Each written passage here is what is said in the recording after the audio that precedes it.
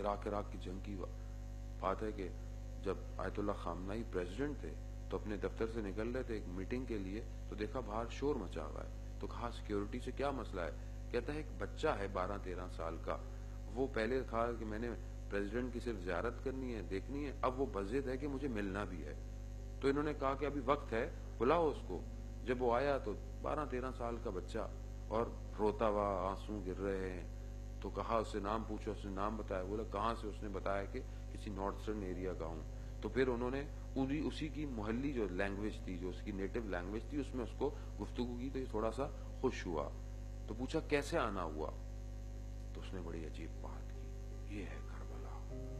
13 سال کا بچہ کہتا ہے کہ آغا، یہ جو ممبر پہ مجلس سے لوگ پڑھتے ہیں، ان کو کہیں کہ حضرت قاسم کے مصائب نہ پڑھا کریں۔ کہا کیوں نہیں پڑھا کریں؟ کیا وجہ ہو گئی ہے؟ کہتا ہے یا مصائب بند کروا دیں یا پھر مجھ جیسے 13 سال کے بچے کو جنگ پہ جانے دیں۔ کہتا ہے ممبر سے کہتے ہیں کہ 13 سال کا بچہ تھا، کہتا تھا کہ موت مجھے شہد سے بھی زیادہ عزیز ہے، اور جب ہم کہتے ہیں کہ جنگ پہ جانے دو تو آپ کہتے ہیں کہ بچے ہو ابھی۔ کہتے ہیں نہیں رہ، تم ابھی چھوٹے ہو، تم جاؤ اسکول جاؤ۔ کہتا ہے نہیں، یا مصائب رکوا دیں یا پھر ہمیں جنگ پہ جانے دیں۔ یہ کربلا عزیزان محترم، وہ بچہ جو مجلسیں سنتا تھا، وہ سیرت قاسم پر عمل۔ پھر انہوں نے اس کو اجازت دی، اس کو ٹریننگ، اس کو کہا جہاں یہ جانا چاہتا ہے جانے دو اور مجھے رپورٹ کرو۔ یہ کربلا نے بنایا ہے۔ کربلا ایسے جوہر بناتی ہے، تبھی تو دیکھیں نا پوری دنیا گھٹنے ٹیک گئی۔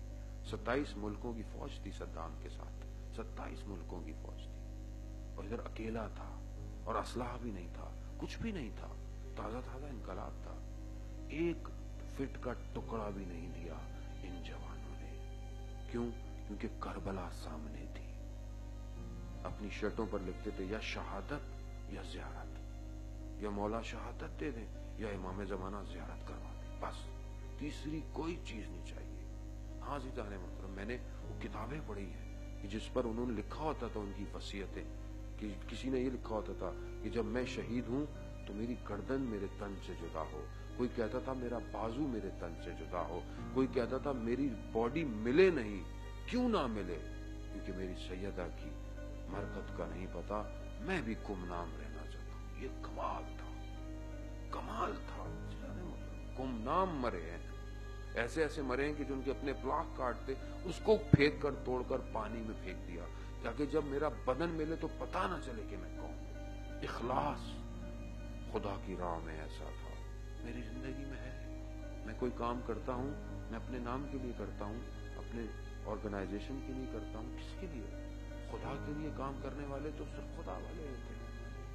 خدا کے کام والے تو نام نہیں لیتے، خدا کے کام والے تو بتاتے بھی نہیں ہیں کہ کیا کر رہے ہیں۔ سرباز گمنام بن جاتے ہیں، گمنام سپاہی چاہیے۔ کہاں ہے وہ امام؟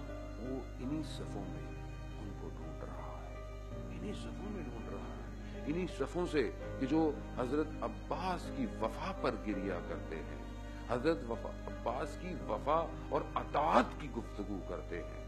مجھے ایسے موتی جوان چاہیے، مجھے ایسے صالح جوان چاہیے۔ دیکھیں نا، وہ کوئی اور تو نہیں آئے گا، میں نے پہلے بھی عرض کیا، کوئی آسمان سے نہیں آئے گی قوم، کہیں اور سے کوئی لوگ نہیں آئیں گے، یہیں سے لوگ اٹھیں گے، یہیں سے لوگ جائیں گے۔ اسی لیے مایوس نہیں ہونا چاہیے، امید اور انتظار ہے ہی اسی لیے فلسفہ کہ ہم ہمیشہ اپنے آپ کو انتظار کریں۔ جب انسان کو انتظار ہو کہ آج ٹرین آئے گی، سوار ہوگا، امید رہتی ہے۔ کیسے امید رہتی؟ اسے پتا ہے کہ لکھا ہوا آ رہا ہے کہ 5 منٹ بعد، 7 منٹ بعد، 10 منٹ بعد یہ ٹرین آنے والی ہے، مگر کوئی تاریخ تو معین نہیں کی ہے روایتوں نے۔ یہ کہا ہے کہ تم تیار رہو، کسی وقت بھی ظہور ہو سکتا ہے، کسی وقت بھی ظہور